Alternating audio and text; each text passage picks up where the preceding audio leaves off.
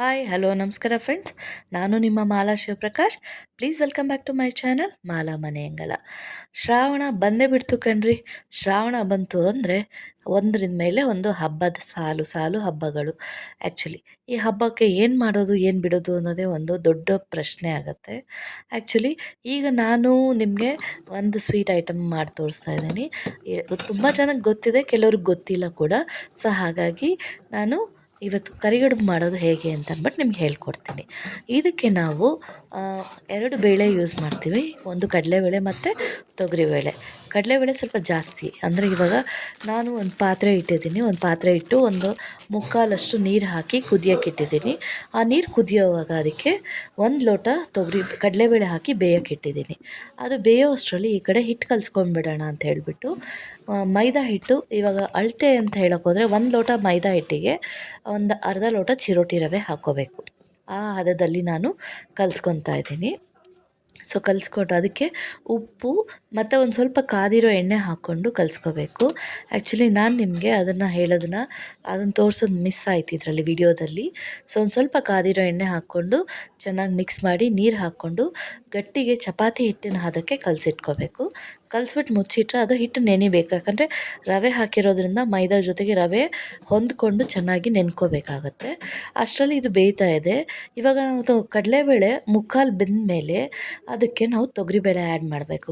ನಾನು ಇವಾಗ 1 ಲೋಟ ಕಡಲೆಬೇಳೆ, ಅರ್ಧ ಲೋಟ ತೊಗರಿಬೇಳೆ ತೊಗೊಂಡಿದ್ದೀನಿ. ಸೊ ಮುಕ್ಕಾಲು ಭಾಗ ಕಡಲೆಬೇಳೆ ಬೆಂದಮೇಲೆ ತೊಗರಿಬೇಳೆ ಹಾಕ್ಕೊಂಡು ಅದು ಅಂದರೆ ಚೆನ್ನಾಗಿ ಬೇಯೋ ತನಕ ಅದನ್ನು ಇಟ್ಕೊಂಡು ಅದನ್ನು ಬೇಯಿಸ್ಕೊಂಡು ಬಸ್ತಿಟ್ಟಿದ್ದೀನಿ. ಮತ್ತು ಸಾರಿಗೆ ಒಂದು ಸ್ವಲ್ಪ ಬೇಳೆ ಎತ್ತಿಟ್ಕೊಂಡಿದ್ದೀನಿ. ಹಾಗೆ ಇವಾಗ ನಾನು ಬೇಳೆಗೆ ಆ್ಯಕ್ಚುಲಿ ಏಲಕ್ಕಿ ಪುಡಿ, ಕಾಯಿ ತುರಿ, ಒಂದು ಅರ್ಧ ಬಟ್ಲಷ್ಟು ಕಾಯಿ ತುರಿ ಹಾಕಿದ್ದೀನಿ.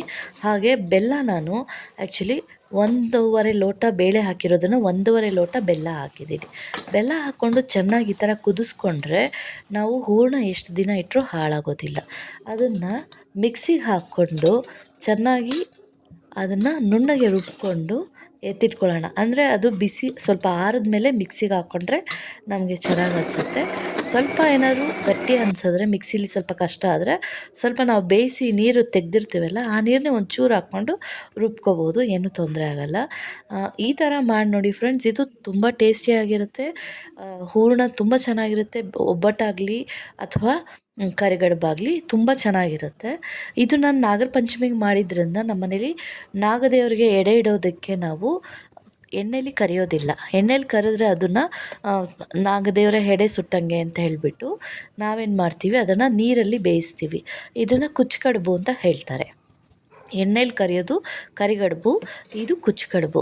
ಈ ಥರ ನೀರು ಕುದಿಯೋಕ್ಕಿಟ್ಟು ಒಂದು ಬಾಣಲೆಯಲ್ಲಿ ಇದೆಲ್ಲ ಮಾಡಿಕೊಂಡು ನಾವು ಎಣ್ಣೆಲಿ ಹಾಕ್ಕೊಂಡು ನೀರಲ್ಲಿ ಹಾಕ್ಕೊಂಡು ಕುದಿಸಿ ಒಂದು 5 ನಿಮಿಷ ಅದು ಚೆನ್ನಾಗಿ ಮೇಲೆ ತೇಲಿ ಬಂದಮೇಲೆ ತೆಗೆದಿಟ್ಕೊಂಡ್ರೆ ಬೆಂದ್ಬಿಟ್ಟಿರುತ್ತೆ. ತುಂಬ ಚೆನ್ನಾಗಿರುತ್ತೆ ತಿನ್ನೋದಕ್ಕೆ. ಅದನ್ನೇ ನಾವು ಎಡೆ ಮಾಡೋದು. ಸೊ ಅದಾದಮೇಲೆ ನಾನು ಮತ್ತೆ ಈ ಥರ ಫಸ್ಟು ಉಂಡೆ ಹಿಡ್ದಿಟ್ಕೊಂಡ್ಬಿಡ್ತೀವಿ. ಎಷ್ಟು ಬೇಕೋ ಅಷ್ಟು ಇಟ್ಕೊತೀನಿ. ಮತ್ತು ಹಿಟ್ಟು ತೆಗೆದಿಟ್ಕೊತೀನಿ, ಅವಾಗ ಈಸಿ ಆಗುತ್ತೆ.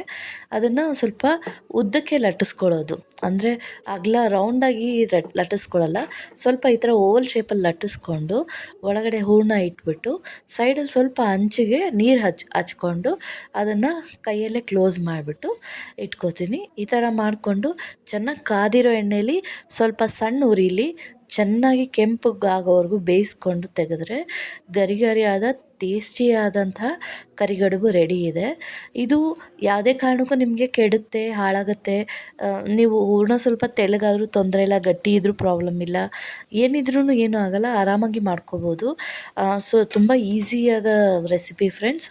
ನೀವು ಎಲ್ಲ ಒಂದು ಸತಿ ಮಾಡಿ ನೋಡಿ, ಟೇಸ್ಟ್ ಮಾಡಿ. ಇದು ತುಂಬ ಚೆನ್ನಾಗಿರುತ್ತೆ. ಮಕ್ಕಳು ದೊಡ್ಡವರು ಎಲ್ಲರೂ ಇಷ್ಟಪಡ್ತಾರೆ, ತಿನ್ನದೇ ಇರೋರು ಕೂಡ ತಿಂತಾರೆ.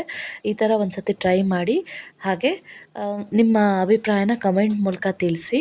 ನಿಮ್ಮೆಲ್ಲರ ಯಾರು ನನ್ನ ಚಾನಲ್ನ ಸಬ್ಸ್ಕ್ರೈಬ್ ಮಾಡಿರೋ ತುಂಬ ಥ್ಯಾಂಕ್ಸ್. ಇನ್ನೂ ಯಾರು ಸಬ್ಸ್ಕ್ರೈಬ್ ಮಾಡಿಲ್ಲ, ಪ್ಲೀಸ್ ಸಬ್ಸ್ಕ್ರೈಬ್ ಮಾಡಿ ನೋಡಿ, ನನಗೆ ಸಪೋರ್ಟ್ ಮಾಡಿ. Thanks for watching.